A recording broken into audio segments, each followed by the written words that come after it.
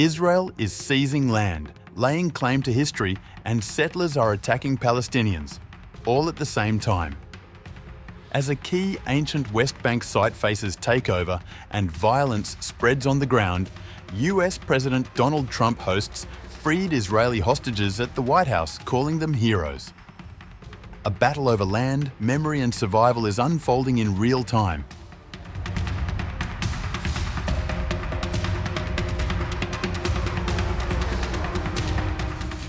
US President Donald Trump, on November 20th, met with more than a dozen freed Israeli hostages and their families at the White House. He hailed their bravery while in captivity, calling them heroes. You're not a hostage anymore today, you're heroes. You're considered heroes. He further said that it was an honor for him to host them. It's an honor to get to know all of you. I know some of you already. I know some of the previous hostages that we got out very well. We love you all, and our country loves you all, and the world is watching, and really, you're amazing people.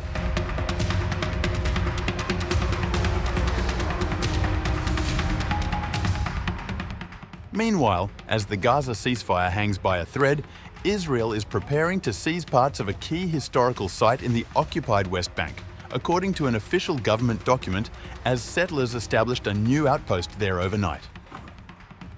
The development marks the latest instance of what Palestinians and rights groups describe as the ongoing theft of Palestinian land. It comes at a time when Israel faces growing international pressure to address a surge in settler violence carried out with impunity and often in coordination with the military.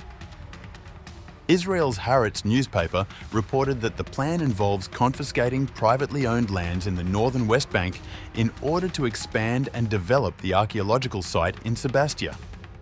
Palestinian residents have been given only 14 days to submit objections. The site is believed to sit atop the ancient capital of the Kingdom of Samaria, and both Christians and Muslims regard it as the burial place of John the Baptist. Israel announced in 2023 that it intended to transform the site into a major tourist attraction. Excavations are already underway, and the government has allocated more than 30 million shekels to develop the area, according to Peace Now and other rights groups. Peace Now added that the largest historical land seizure before this was 286 dunams in Susia, a village in the southern West Bank. In a separate development, Israeli authorities have issued 40 demolition and stop work orders in the Wadi al-Hummus neighborhood southeast of occupied Jerusalem over the past 2 days, according to the Jerusalem Governorate.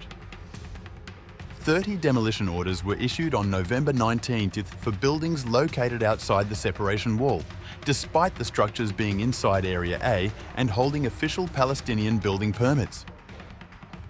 On November 20th, 4 more demolition notices were handed down inside the wall in areas A and B, along with 6 stop work orders in Area C. The Jerusalem Governorate condemned the measures as a dangerous and deliberate escalation, accusing Israeli authorities of pursuing a systematic policy to uproot Jerusalemites from their land. It said Wadi al-Hummus spans roughly 4,500 dunams, of which 2,000 dunams have been seized near the entrances to the separation wall. Israeli forces have also enforced a 250-metre buffer zone on both sides of the wall, based on a 2011 military order reactivated in 2015, which the governorate says is used to justify demolition operations. It added that while thousands of settlement units are approved, Palestinians are denied permits, their homes are demolished, and their projects halted, calling the policy a war crime and a crime against humanity.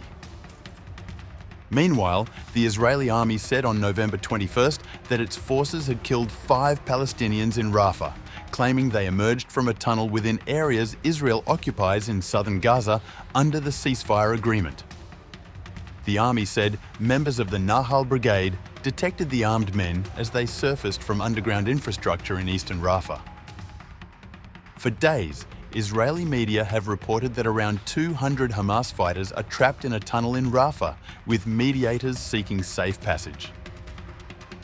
Since October 2023, the Israeli army has killed nearly 70,000 people in Gaza, mostly women and children, injured more than 170,800, and destroyed large parts of the enclave.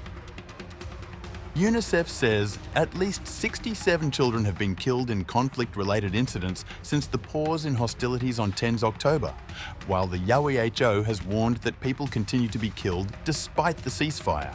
Similarly, the West Bank is reeling under settler violence. On November 21st, Palestinian communities were attacked near Nablus. In Huwara, car parts shop owner Mohammed Uday said the destruction had devastated his livelihood. The Israeli military said soldiers responded to reports of settlers hurling rocks and setting property on fire, but found no suspects.